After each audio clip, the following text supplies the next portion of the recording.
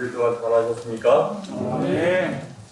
다시 하는 시기를 맞이하여 성전에서 여러분들을 뵙게 돼서 대단히 반갑고 또 감사를 드립니다. 네. 미리 알려드린 대로 금요일 저녁은 저희들이 출애굽 여정이라고 하는 주제로 계속해서 말씀을 살펴보면서 우리가 하늘 가나안을 향해 가는 영적 이스라엘 백성으로서 어떻게 성공적으로 이 여정을 마칠 수 있는지 그런 관점에서 출애굽 여정을 살펴보도록 하겠습니다. 우리 오늘 또 손님이 오셨는데 소개를 좀 해주시겠습니까? 옆에 앉으신 박 집사님이 해주시겠습니까? 그건 아니고요. 저는 우리 교회 다니다가 네. 딴 데 가셨던 분이다. 아, 방옥주 씨라고. 네. 방옥주 집사님. 다시 우리 옵니다. 그래 감사합니다. 다시 우리 교회 온다는 건 찌라시가 아니죠? 네, 어쨌든 함께 예배드리게 돼서 대단히 감사합니다. 아멘.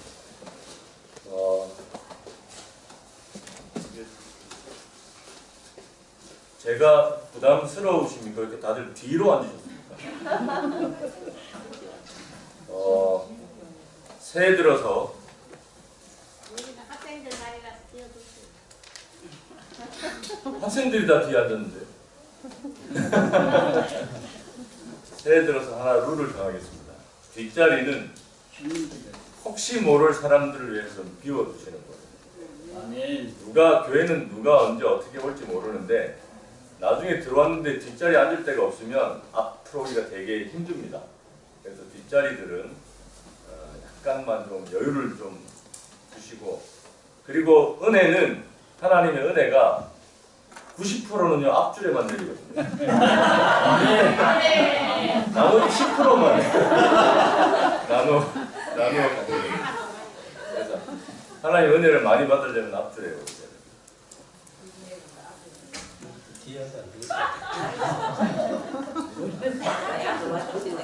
우리 교회 제일 앞에 앉으시는 분이 우리 성관식 집사님이시잖아요. 그래서 건강하게 오래 사시는 거예요. 하나님의 은혜를 많이 받아요. 여러분, 작년에 우리 교회가 시조와 가정과 건강 권익운동에 여러분들이 적극적으로 참여해 주셔가지고 제가 정산을 해보니까 160구 정도를 헌납을 하셨습니다. 상당히 많이 해주셨는데 하나 조금 문제점이 있습니다. 대부분 헌납하시는 분들이 보낼 주소가 없으시더라고요. 그래서 뭐 교도소나 재림 군인이 있는 군 부대나 교회 선교용으로 이렇게 보내주시는데 올해 제가 광고 드린 대로 5분 정도 작정하시고 올 연말에는 그분들에게 보내시기를, 이게 불특정 다수에게 보내는 것보다는 내가 주소를 써내서 한 5분 정도에게는 내가 보내는 시조나 가정과 건강을 받아볼 수 있도록 그렇게 다시 수정해서 작정을 해주시기를 당부를 드리겠습니다. 시조와 가정과 건강이 현대 감각에 맞게 대폭 디자인이 수정이 되었습니다. 표지도 그렇고 사이즈도 그렇고.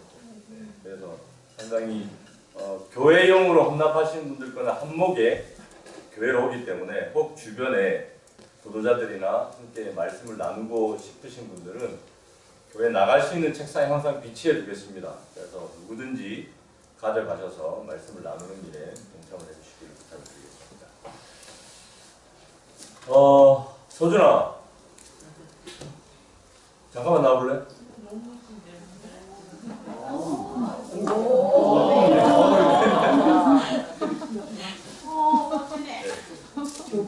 네, 우리 전도사님이 가시고 새로운 전도사님.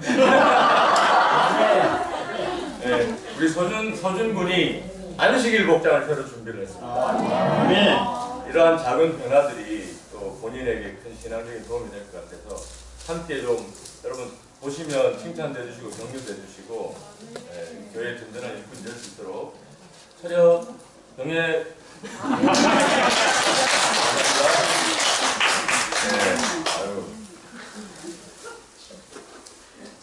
제가 이렇게 기쁜데 엄마는 어떡하겠습니까? 예, 하나님도 분명 이빨이라 생각합니다. 우리 또 김민숙 집사님 환영합니다.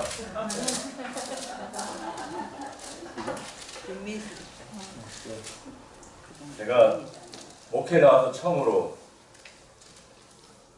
교회를 오라고 하신 분이 김민숙 집사님. 목요 성경 연구반에서 금요일도 좀 오시라고.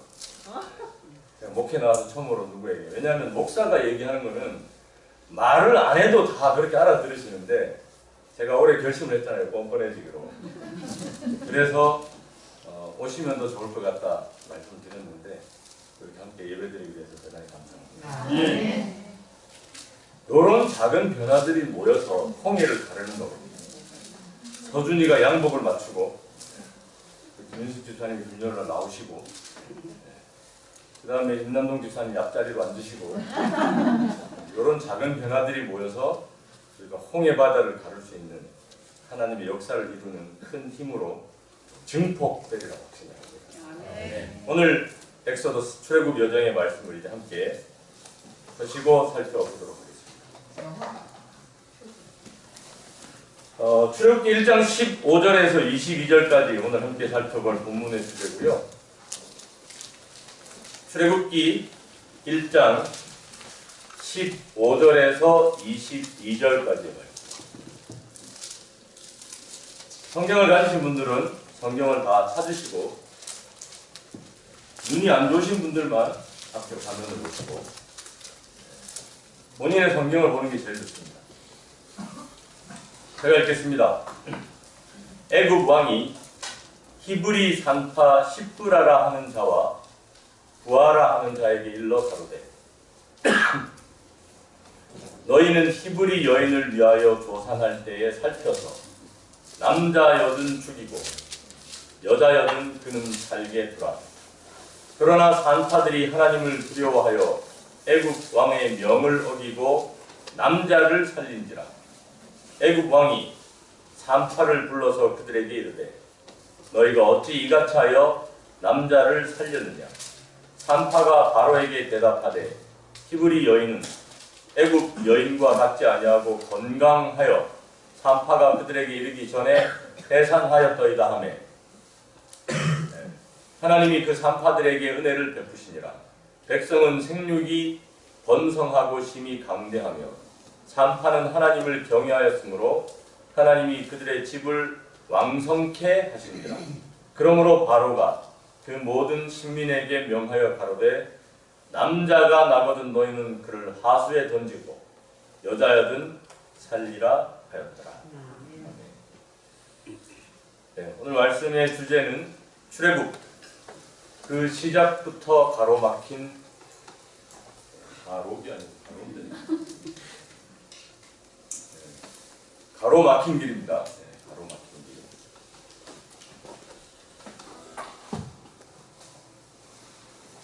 출애굽을 하려고 하는데 출애굽의 때가 다 되어 가는데 시작부터가 꼬였습니다. 시작부터가 안 돼요. 2023년 새로운 시작 속에서 내가 신앙을 좀 더 잘해보려 하는데 시작부터가 꼬였어요. 뭔가 신앙에 큰 결심을 하고 우리 가정이 신앙의 새로운 출발을 하려고 하는데 첫 단추부터가 제대로 채워지지가 않아요. 출애굽 그 시작부터 가로막힌 길. 애굽의 입장을 한번 보겠습니다.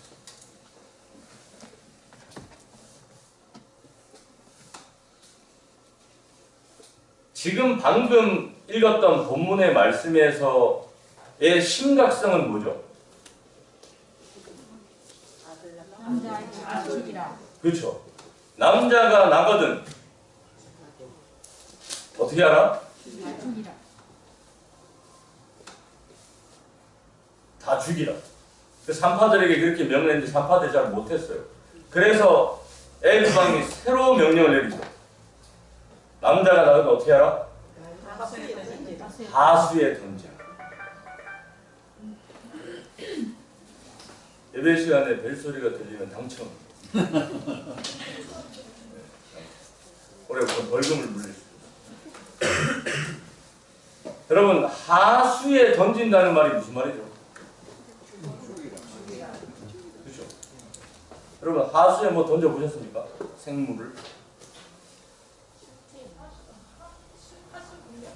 하수, 하천, 예, 강.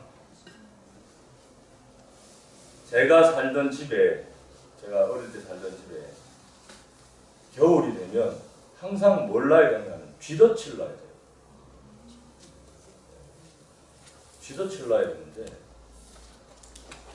쥐덫을 놔놓고 잊어버리고 한참 지난 다음에 가보니까 그놈의 쥐덫이 고장이 났는지 쥐가 그 안에 새끼를 깠더라고요. 이럴 수가 있습니까?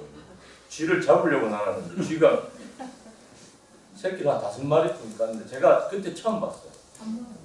막 태어난 새끼. 털도 하나도 없고 빨개요. 요만합니다. 빨간 요만한 쥐인데 제가 그 쥐를 통째로 들고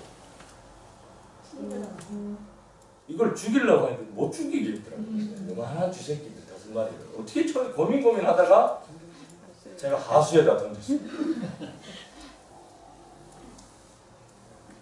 하수에다 던졌으면 이 새끼들이 헤엄도 못 쳐요.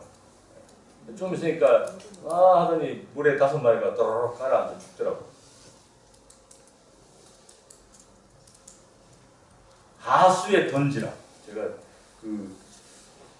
그때 그 말씀이 생각이 났었어요. 하수에 던지라. 그래서 이게 하수에 던지라. 남자아이가 태어나면 하수에 던지라. 근데 왜 이렇게 했냐 이게 애국 사람. 왜 그랬을까요? 씨를 말린다. 네? 씨를 말린다. 씨를 말려. 씨를 근데 그동안은 왜 안 그랬어요? 네. 이 양쪽 딜레마가 좀 있었습니다. 험한 일, 소위 3D 업종에 대해서 애국 사람들은 일하기가 싫은 거예요. 그래서 3D 업종은 누구를 시키는가 하면 히브리 사람들을 시켜요. 그러면서 그들은 시켜보니까 야, 이 얘네들이 일을 잘해요. 손재주가 좋고 섬세하고 기술이 탁월하고 그래서 여러 건축 일도 많이 시키고 하면서 야, 이거 어디서 이런 사람들이 들어와서 참 좋다 이러고 있었는데 자꾸만 이 사람들이 성경에 보니까 어떻게 해요? 범죄하는. 그래서 위기의식을 좀 느꼈죠. 자, 그런 부분도 없잖아 있습니다. 우리가 왜 애굽이 이런 결정을 내리는지를 좀 더 들여다봐요. 이건 표면적으로 드러나 있는 일이에요. 이 이스라엘 히브리 사람들이 이렇게 멸하려고 하는 것은 표면적으로 드러나. 그죠? 그럼 사람들이 나하고 인사만 안 하고 지나가도 무슨 생각하십니까? 약간 제가 왜 계속 생각하시죠? 내가 잘못했나? 아니면 저기 내한테 뭐 배알이 틀렸나? 뭐 계속 생각을 하잖아요. 성경도 마찬가지입니다. 성경이 히브리 사람들을 죽이려고 하면 우리가 왜 죽이려고 하는지를 좀 잘 생각해 봐야 돼요. 표면적으로 드러난 것은 너무 이 인구가 많이 늘어나니까 전쟁에 나면 이 사람들이 갑자기 근데 생각을 해보세요. 여기서의 질문. 애굽을 치러 올 나라가 있냐? 애굽이 당시 어떤 나라였습니까? 애굽은 다른 나라에서 쳐들어올 수 없는 나라였어요. 감히 야 애굽 치러 가 이렇게 할 수 있는 나라가 없었어요.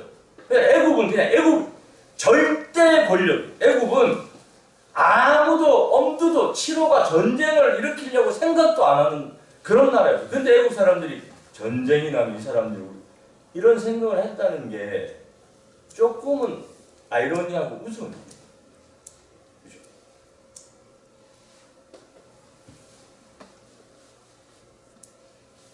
그런데 애굽이 그럼 왜 이런 일을 했는가? 그걸 좀 살펴보고. 애굽은 왜 그랬는가? 그 전에 이스라엘 백성들이 어떤 취급을 받았는가를 좀 봐야겠죠. 여기 앞에 흉년이 7년간의 흉년이 끝나고 난 다음에 세금 제도가 애굽에 생겼어요. 세금 제도가 생겼는데 반드시 수확하여 노력하여 얻은 수확의 5분의 1을 바쳐야 하는 거죠. 국가에. 야, 여러분 세금이 이렇게 비싸요. 5분의 1을 바치라는 세금을. 네, 10분의 1, 5분. 이거는 이런 세제가 만약에 우리나라에 적용되면 우리는 아무도 못 살아요, 대한민국에. 근데 5분의 1을 세금을 내. 그러나 야곱의 자손들은 이런 조건 하에 있을 필요가 없었다. 온 천하 민족들이 다 세금을 5분의 1씩 내는데 애국 국민들도 내고 이방인들도 뭐 다 내고 와서 뭐 하면 무조건 다 내게 돼 있어. 이거는 뭐 애국에서 뭘 빌려가든 뭘 하든 다 내게. 그런데 야곱 자손들은 이 세제에서 자유했어요. 요셉이 애굽 나라에 끼친 공헌으로 인하여 그들은 그 국토의 일부분을 그들의 거주지로 허락받았을 뿐 아니라 과세도 면제되고 기근이 계속되는 동안 양식도 그하게 공급받았다. 배가 아프겠습니까? 네. 내가 세금 들고 가다가도 열이 받는 거예요. 이때는 세금을 어떻게 내야 돼요? 온라인으로 송금할 수가 없어요. 그래서 달구지에다가 농사 열심히 지은 거 5푸대 생산하면 1푸대 줘야 되는 거예요. 야, 이런. 그러니까 이거 내고 가다가 이스라엘 백성들 지나가면 어떻게 해요? 열받아. 괜히 열받아. 야, 이것도 세금 안 내는 것도 열받아 죽겠는데 이들은 일을 안 해도 뭐가 제공이 되는 거예요? 양식이죠. 뭔데 쟤네들은? 쟤네들은 아니 세금도 안 내, 양식도 줘, 땅도 공짜로 줘요. 이 사람들은 땅을 다 어떻게 했습니까? 양식이 없어가지고 나라에 다 저당 잡혔어요. 자기 땅이 없어. 다 저당 잡히고 그 다음에 그 세금을 그래서 내는 거잖아요. 근데 이 사람들은 땅도 공짜로 얻었어요. 그러니 애굽 사람들에게 이스라엘 백성들은 자다가도 사는 거예요.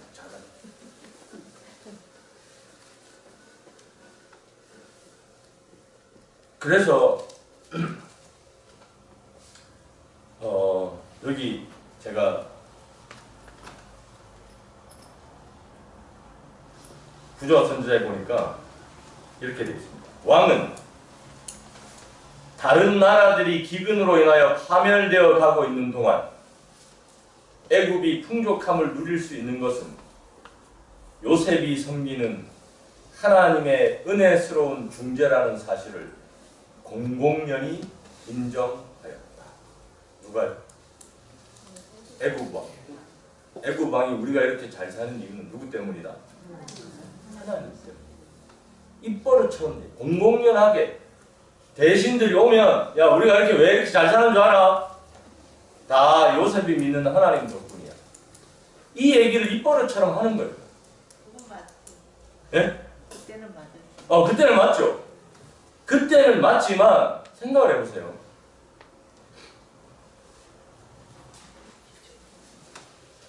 이게 한 번, 두 번이지. 우리가 잘 사는 게 왜 저것 때문이냐. 농사를 지어도 우리가 지었고 고생을 해도 우리가 했는데 왕은 우리가 이렇게 다 잘 살게 된 것은 요셉이 섬기는 하나님 덕분이다. 그래서 여러분 성경을 자세히 읽어보면 그런 역사가 요셉과 함께 이렇게 흐르고 난 다음에 출애굽기 1장 8절에 이렇게 해요. 출애굽기 1장 8절. 요셉을 알지 못하는 새 왕이 일어나서 애굽을 다스립니다. 자, 그 왕이 죽고 새 왕이 되었습니다. 세 왕이 집권을 했어요. 근데 뭐라고 합니까? 요셉을 알지, 요셉을 모를 수가 있습니까? 네? 그 다음 왕이 요셉을 모를 수가 있냐? 모를 수가 없어요. 그 7년, 흉년, 풍년, 세제 이래가지고 애국을 부강한 나라를 만들고 왕이 요셉이 섬기는 하나님 때문이라 이빨을처럼 얘기하는 걸 듣고 자란 이 세 왕이 요셉을 모를 리가 없어요. 근데 왜 성경은 요셉을 알지 못하는 세 왕이라고 했을까요?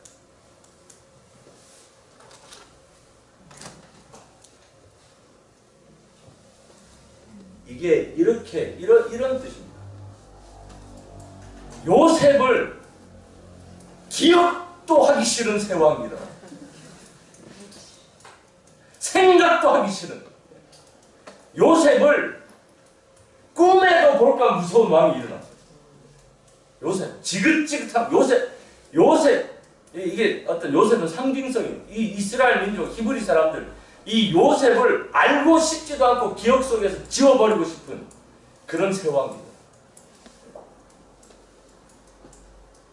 그럼 여러분, 우리는 언제 조심해야 될까요?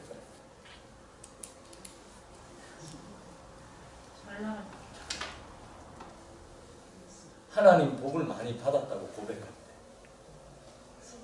아, 내가 작년 한 해 동안 하나님 복을 많이 이럴 때, 그럴 때 누가 일어나는 거예요? 요셉을 알지 못하는 세 왕이 복을 받았다고.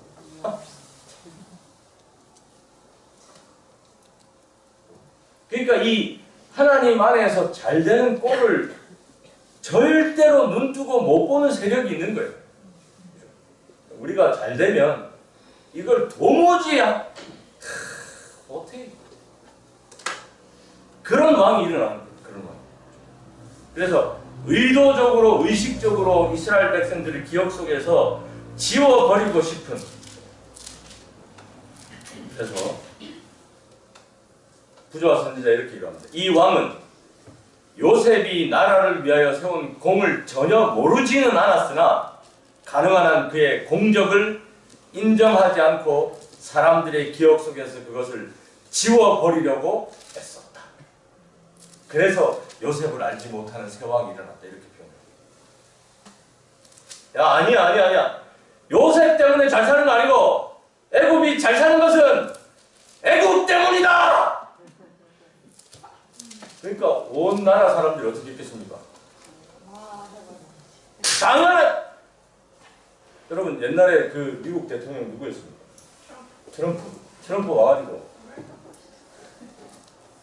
야 이거 다 쓸데없는 것들 몰아내자 하니까 미국 자국민들은 좋아했어요.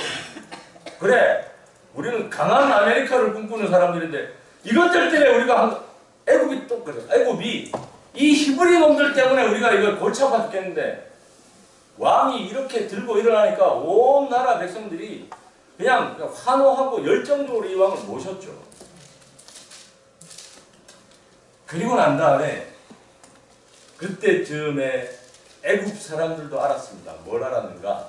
애굽 사람들은 이스라엘 자손이 무엇을 기대하고 있는지를 알고는 그들의 구원에 대한 희망을 비웃고 또한 하나님의 능력을 조롱하였다.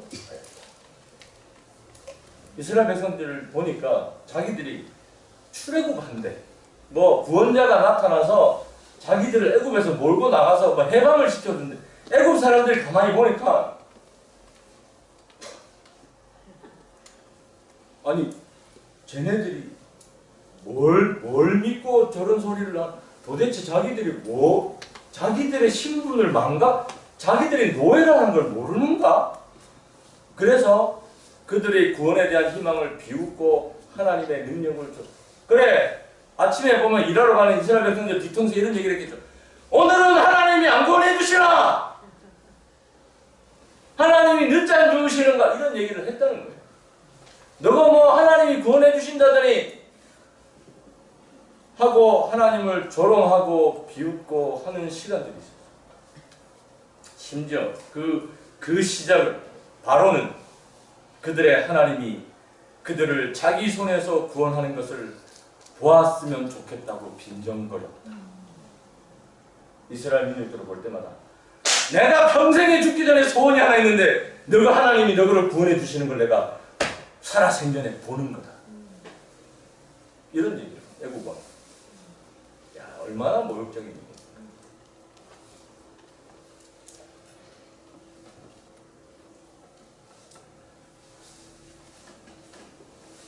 여러분, 출애굽 사건이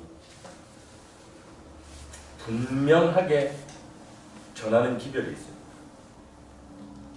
이 출애굽 사건에서 아주 명확하고 분명하게 전하는 메시지가 있는데, 애굽이 왜 그토록 철저하게 멸망당했는지 우리는 알아요. 그러니까 출애굽 과정에서 애굽이 왜 그토록 무참하게 철저하게 그냥 삭제되어 버렸는지. 애굽은 출애굽 사건 이후로 역사에서 사라졌어요. 애굽은 가장 찬란했던 문명을 가지고 이 문명이 쉽게 사그라들 수 없는 문명이었어요. 여러분 지금도 가보세요. 애굽 가보세요. 애굽 죽기 전에 제발 제가 빈정거립니다. 아니 갈 수만 있어요. 애굽을 가보세요. 여러분 성경을 연구하는 사람들이 애굽의 그 찬란했던 문명, 지금도 여러분 미국의 그 백악관에서 국회의사당 그 거리 한가운데 우뚝 서서 있는 게 뭡니까? 네? 오벨리스크. 네. 우뚝 서, 이게 어디서 온 거냐? 이게 애굽에서 온 거예요. 애굽에서. 여러분 다음에 뉴스나 영화나 잘 보세요. 미국 백악관이나 국회의사당 나오는 장면에 쫙 나와 있는, 국회의사당에서 쫙 나와 있는 그 링컨 대통령까지 이렇게 링컨 대통령이 보고 있거든요. 그 한가운데 쫙 뻗은 탑이 뭐냐면 그게 애굽에서, 애굽에서 여기 하나 있고 또 중요한 세 개의 몇 군데다 애굽에, 근데 이게 그런 찬란한 문명을 애굽이 가지고 있었는데 애굽이 하루아침에 역사의 뒤안길로 사라졌어요. 그게 왜 그랬냐? 공공연하게 하나님을 모욕하고 하나님을 무시한 결과였어요. 공공연하게. 그러니 여러분, 누군가가 여러분들 뒤통수에다가 하나님의 백성을 모욕하고 하나님을 짓밟고 하나님을 모욕하는 소리가 들리거든요. 정색하고 돌아서서 그 말씀 취소하도록 얘기를 합니다. 그러지 않으면 그는 철저하게 짓밟히고 뭉개져서 지구 역사에서 사라질 수도 있어요. 이게 출애굽기가 가리키는 굉장히 강력하게 얘기하는 메시지예요. 하나님이 복 주신다. 그런 소리 누가 하거들라 여러분이 정색하고 내가 화가 나서 이러는 게 아니고 당신을 걱정해서 하는 소리인데 그 말씀 취소하시는 게 좋을 거예요. 이게 출애굽기의 시작에서 주는 기별입니다. 우리도 마찬가지예요. 우리도 하나님에 대해서 함부로 얘기할 수가 없어요. 우리가 하나님에 대해서 함부로 하나님의 일하심에 대해서 평가하거나 함부로 얘기했을 때 애굽의 몰락이 가르쳐주는 이 출애굽기에서 이 출애굽기를 시작하면서 애굽의 몰락이 가르쳐주고 있는 강력한 메시지가 있어요. 우리는 이것을 하나님을 공공연하게 모욕하는 일을 조심하라고 주변 사람들에게 알려줘요. 근데 하나님을 모욕하는 것, 하나님이 어떻게 모욕을 받을까요? 우리가 입으로 야 하나님 이렇게 모욕하는 것 말고 하나님이 어떻게 모욕을 받으실까요? 그렇죠?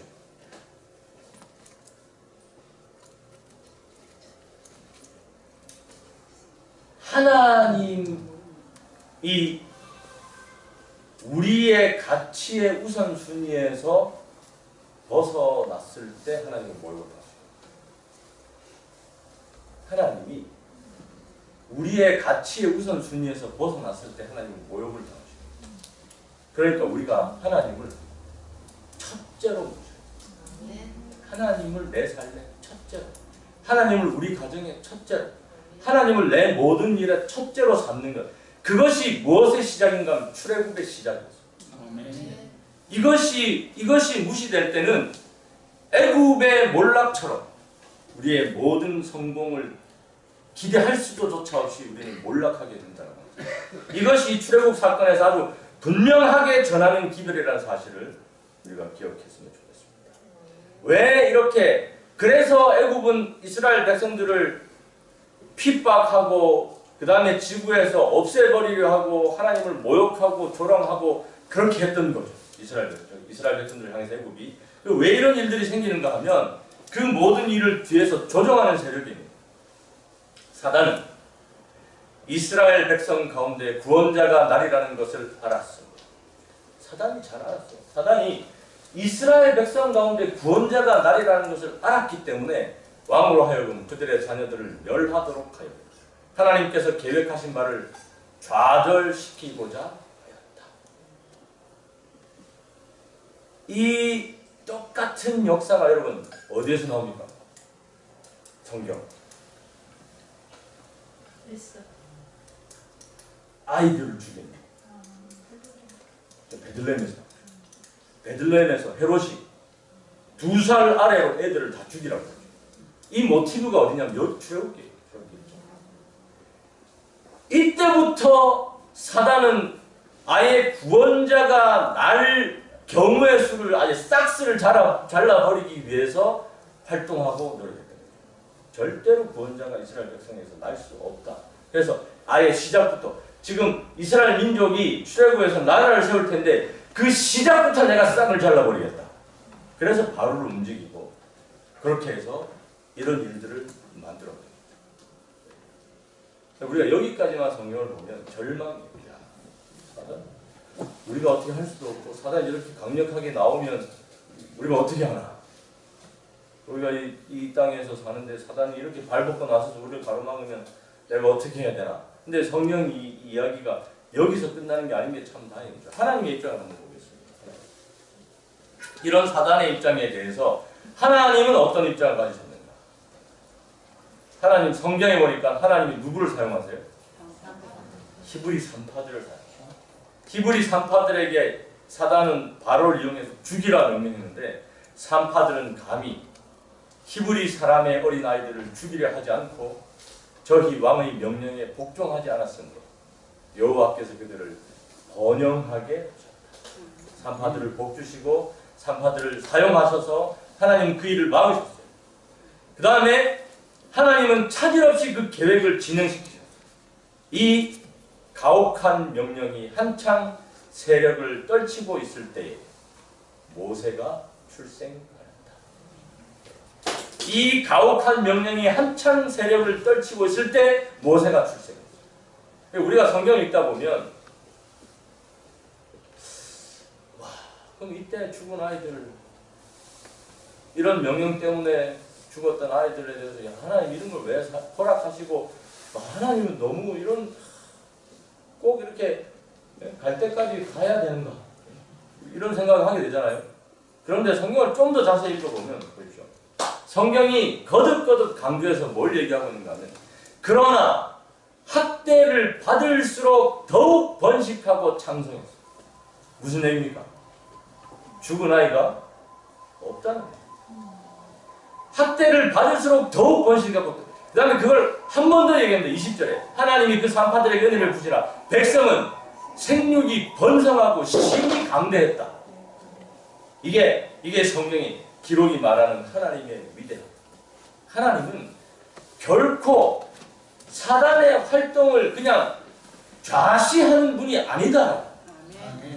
사단이 활개치고 다니지만 사단이 뭔가를 해보려고 하지만 그러나 그 사단의 노력이 하나님의 백성들에게 어떤 영향을 끼칠 수는 없다라고. 오늘 우리가 이 출애굽을 하기 위해서 이 땅에 살아가고 출애굽을 이 하늘 강을 향해서 가고 있는 여정 속에 있지만 그 여정을 방해하기 위한 사단의 노력들이 끊임없이 우리 앞에도 있습니다만 그러나 사단이 우리에게 영향력을 행사할 수가 없다라고. 하나님이 절대적으로 하나님의 위대한 일을 그 사단의 일을 막아서서 이행하고 계시는 역사가 오늘 우리의 삶에도 반복되고 있다라고 합니다. 사단의 방해를 겁내거나 두려워할 필요가 없다. 여기에서 사단은 패배를 당했다. 사단이 한번 졌어요. 바로가 사내 아이들을 죽이도록 충동함으로써 사단은 하나님의 목적을 뒤엎고 당신의 백성을 구원하시기 위하여 택한 인물을 없애버리려고 생각하였다. 그러나 히브리 사람의 아이들을 죽이라는 명령은 도리어 모세가 왕궁에 들어가서 장차 자기 백성을 애굽에서 구원하여 낼 뛰어난 자격을 얻고 학식을 배울 기회를 주게 되는 결과를 가져왔다. 모세가 당시의 최고의 교육장에서 40년 동안 교육을 받습니다. 제가 봤을 때는 이때 그의 리더십이라든지 어떻게 생존해야 되며 어떻게 지리적으로 이런 모든 것들이 다 애굽에서 기본을 배워서 그러니까 그 200만을 통솔하고 인도를 하죠. 그 200만이나 되는 대군을 이끌고 광야를 그렇게 진을 치고 행진을 하고 하는 것은 애굽에서 모세가 그 위대한 왕궁의 교육을 받은 결과죠. 사단이 방해를 했지만 하나님이 그것을 역이용하셔서 모세를 가장 뛰어난 학식을 배울 수 있는 기회를 주게 되는 결과로 전화 위복을 시키시는 하나님의 능력. 그래서 사단의 방해를 겁내거나 두려워할 필요가 없다. 출애굽이 그 시작부터 막힌 것 같지만 방해를 받은 것 같지만 그러나 하나님 그것을 역이용하셔서 새로운 길을 뚫으시는 분으로 성경이 기록하고 있습니다. 가장 확실한 방법으로 갚아주실 것이다.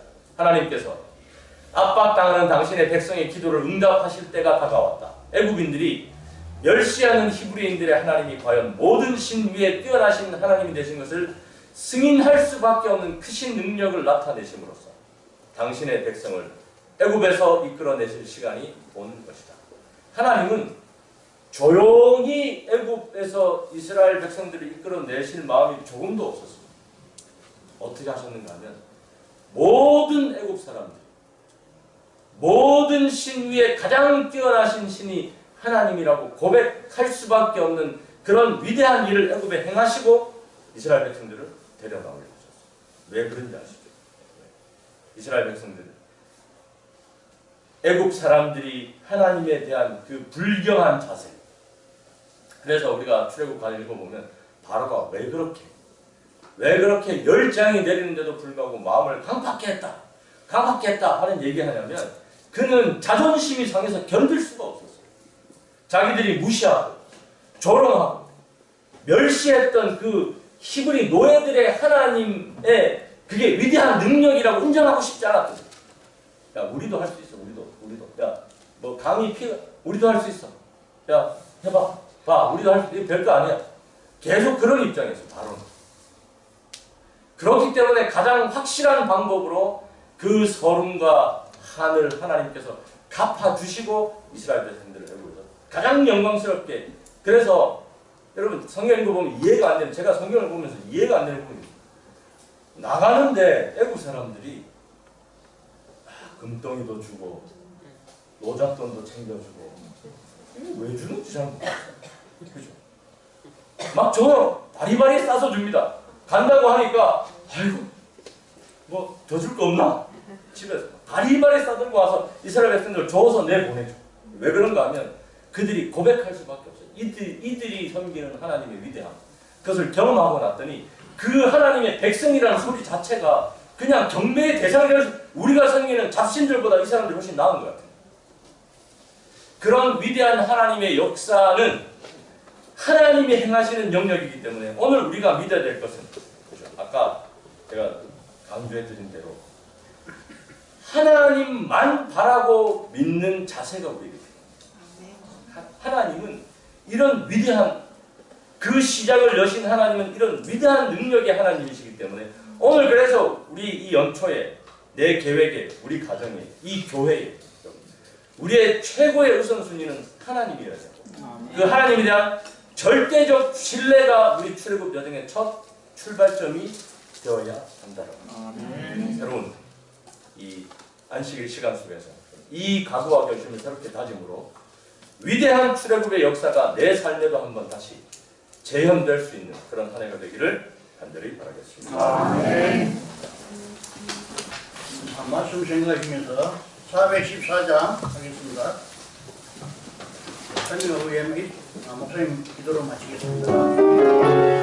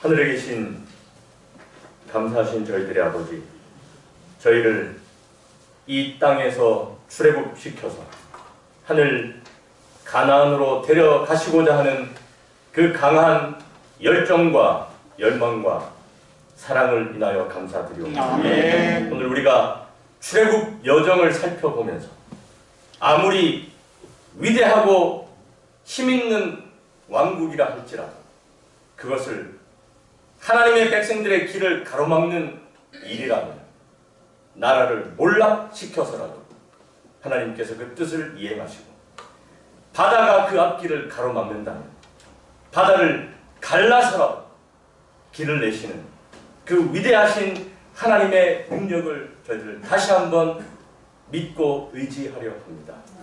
저희 모두에게 새 믿음을 허락하여 주셔서 올 한 해 동안에 참으로 우리가 하늘 가는 사람들 그 여정 속에 있음을 확인하고 우리의 매일매일이 날마다 가슴이 뜨거워지는 하루하루가 되게 인도하여 주시옵소서.